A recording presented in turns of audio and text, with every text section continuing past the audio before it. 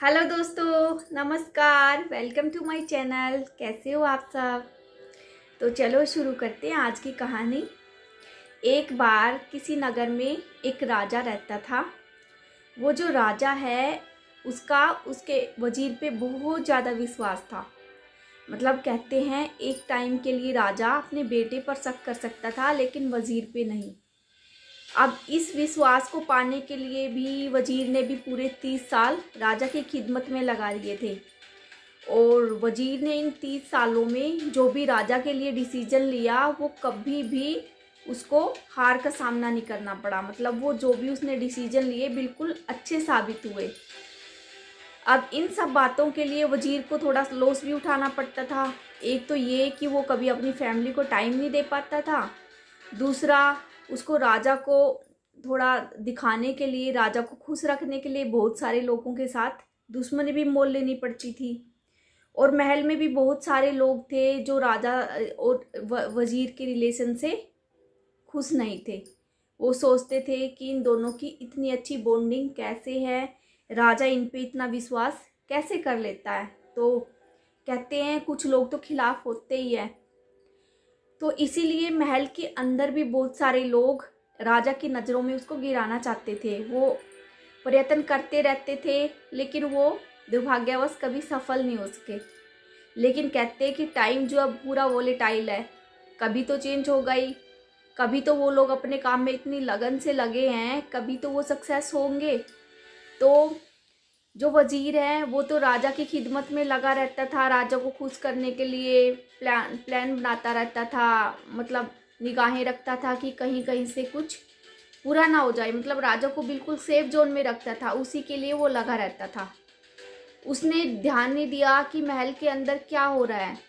तो कुछ लोगों ने उनके खिलाफ झूठे सबूत करके कि ये मतलब दुश्मन के साथ मिला हुआ है और आपको मरवा देगा, तो राजा के कानों में जहर घोल देते हैं और वो सक्सेस भी हो जाते हैं। राजा भी वजीर से बिना कोई सफाई मांगे उसको दोषी करार दे देता है। तो लास्ट डिसीजन क्या निकलता है कि राजा जो है वजीर को मौत की सजा सुना देता है। ना उससे कोई सफाई मांगी जाती, कुछ मौका नहीं दिया जाता, सिर्फ झूठे सबूतों को देखकर राजा जो है उस पर बिलीव कर लेता है। तो इस पर जो वजीर है वो बड़ा परेशान होता है बेचारा, करे भी तो क्या करे। वो कुछ नहीं कहता, वो अपनी सफाई भी नहीं देता राजा को।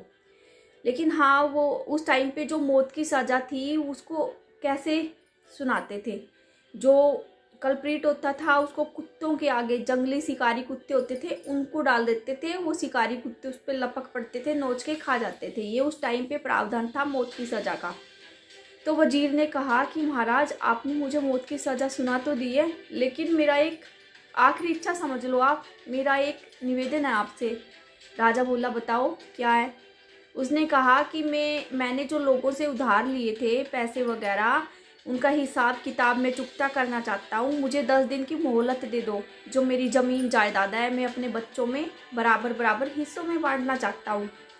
तो राजा ने भी उनकी आखिरी इच्छा समझकर मोहलत दे दी 10 दिन के लिए और कहा कि 11वें दिन तुम महल में आ जाओगे। तो वजीर जो है खुशी खुशी घर चला जाता है और घर से 100 गोल्ड कॉइन लेकर आता है, जिन कुत्तों के सामने उसको 10 दिन के बाद डाला जाना था। उसके मालिक के पास आता है और उसके मालिक को वो 100 कॉइन दे के कहता है कि मुझे आपसे कुछ नहीं चाहिए, बदले में बस 10 दिन तक इन कुत्तों की खिदमत करने का मेरे को मौका दे दो। आज से इनका खाना पीना, रहना, खेलना कूदना इनके साथ सब कुछ मैं करूँगा, आप 10 दिन की छुट्टी पे जाओ। अब जो कुत्तों का मालिक था वो भी खुशी खुशी मान जाता है कि उसको तो बैठे बिठाए 100 गोल्ड कॉइन मिल रहे हैं, तो वो लेके चला जाता है। अब जो वजीर था वो 10 दिन तक कुत्तों के साथ नहाना, खाना पीना, उठना बैठना, खेल कूद सारे काम करता है। 8-10 दिन तक आते आते इतना हो गया है कि वो वजीर के हाथ से भी खाना खाने लगे। कुत्ते उसी के साथ खेलते कूदते और खाना भी इवन वो उसके हाथ से ही खाते थे। इतना घुल मिल गए थे वो वजीर के साथ। अब 10 दिन कंप्लीट हो चुके थे। फाइनली वो टाइम आ गया जब वजीर को दरबार में पेश होना था। 11वें दिन वजीर को कुत्तों के सामने फेंक दिया गया। वो कुत्ते भागते वजीर पे लपके लेकिन खाने के लिए नहीं, वो उसके ऊपर कभी उछल कूद रहे, खेल कूद रहे थे वो उसके साथ। तो ये बातें देखकर जो है राजा और उसके जो चमचे थे बहुत हैरान हुए। राजा ने पूछा कि वजीर, ये उल्टी गंगा कैसे बहने लगी? ये कुत्ते तुम्हें खा क्यों नहीं रहे हैं, तुम्हें काट क्यों नहीं रहे हैं, क्यों नहीं लपक रहे हैं तुम पे? ये तो उल्टा तुम्हारे साथ खेल कूद रहे हैं। इतने भयानक कुत्ते हैं ये कि आदमी को ही कच्चा चबा जाए। तो वजीर ने कहा कि महाराज, मैंने इन कुत्तों की सिर्फ 10 दिन सेवा की है और 10 दिन में ही इन्होंने मुझे बेशुमार प्यार लौटाया है, और मैंने अपनी ज़िंदगी के पूरे 30 साल आपको दिए हैं। आपने मुझे 1 मिनट में मौत की सज़ा सुना दी, मुझे सफाई भी मांगना ज़रूरी नहीं समझा। अब राजा जो है शर्म से पानी पानी हो गया, उसको अपनी गलती का रियलाइज हो चुका था।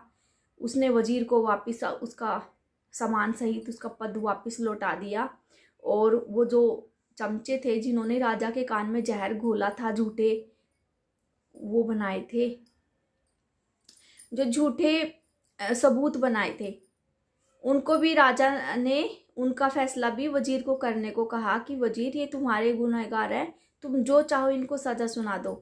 पर वजीर ने उन सबको माफ़ कर दिया और वो फिर से राजा की नज़रों में और ज़्यादा अच्छे हो गए। तो दोस्तों, इस कहानी से आपको क्या सीखा?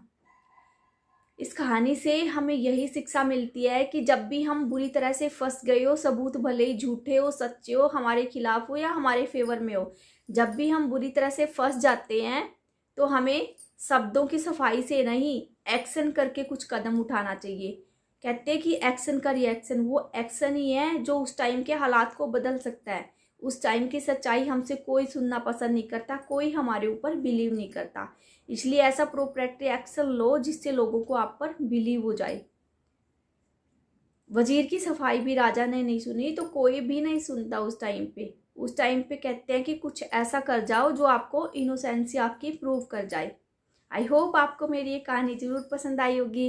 इसी के साथ मैं आपसे विदा लेती हूँ, कल फिर मिलेंगे। बाय बाय, नमस्कार।